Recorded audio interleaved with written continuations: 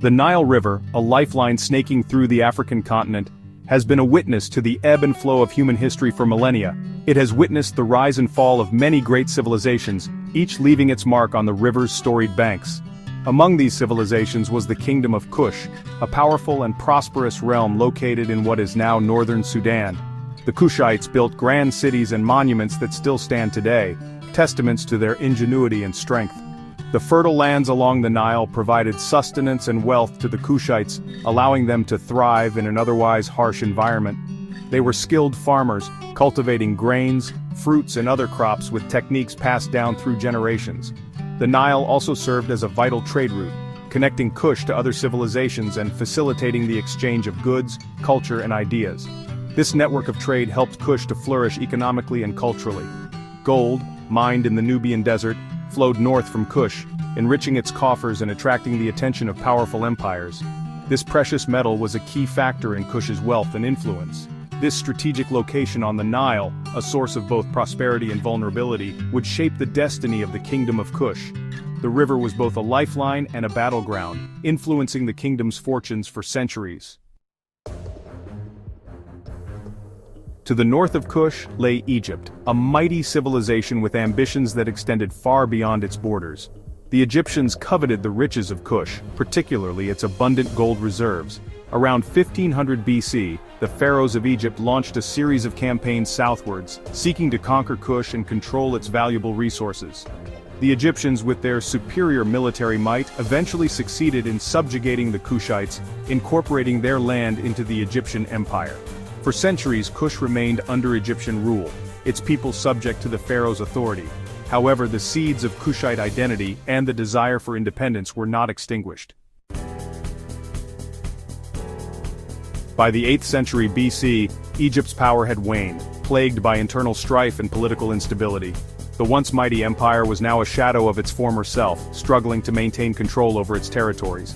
Additionally, the weakened Egyptian empire faced numerous external threats from neighboring regions, further exacerbating its decline.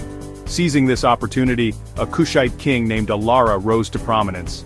He skillfully united the fragmented Kushite kingdoms under his rule, creating a strong and cohesive state. Alara's successors, inspired by his vision, continued his expansionist policies. They pushed northwards into Egypt itself, taking advantage of the weakened state of their northern neighbor. In a stunning reversal of fortune, a Kushite king named Paya conquered Thebes, the religious capital of Egypt. This monumental victory allowed him to establish the 25th dynasty, marking a new era in Egyptian history. The Kushite pharaohs, often referred to as the Black Pharaohs due to their darker skin complexion, ruled over a vast empire that encompassed both Egypt and Kush. Their reign brought stability and prosperity to the region. They embraced Egyptian customs and traditions, even commissioning the construction of pyramids in the Egyptian style. However, they also maintained their distinct Kushite identity, blending their own cultural elements with those of Egypt. The Kushite resurgence did not go unnoticed by the rising power of Rome, whose ambitions were spreading far and wide. The legions of Rome marched relentlessly across the Mediterranean world, conquering territories and expanding their empire. Roman ambitions clashed with Kushite interests in Egypt, a region of immense strategic importance to both powers. This led to a series of intense and brutal conflicts between these two formidable powers, each determined to assert their dominance. In 27 BC, a Roman army led by the famed general, Petronius, invaded Kush, aiming to subdue the resilient kingdom. The Kushite queen, Amanirenas, known for her strategic brilliance and unparalleled courage, rose to the challenge. She led a fierce and determined resistance against the Roman invaders, rallying her people to defend their homeland. Although the Kushites ultimately lost control of Egypt, their resistance was far from futile. They inflicted heavy losses on the Roman army, demonstrating their formidable fighting spirit and tactical prowess. Eventually, the Kushites negotiated a peace treaty that secured their independence, a remarkable achievement against such a powerful adversary. The Romans, impressed by the Kushites' tenacity and resilience, recognized their strength and determination. They withdrew their forces and acknowledged Kush as a formidable power, leaving a legacy of respect and mutual recognition. The Kingdom of Kush, despite facing numerous challenges from powerful adversaries, flourished for centuries. Their story is a testament to their resilience, cultural sophistication, and enduring spirit. The Kushites developed a unique artistic style, evident in their pottery, jewelry, and intricate ironwork.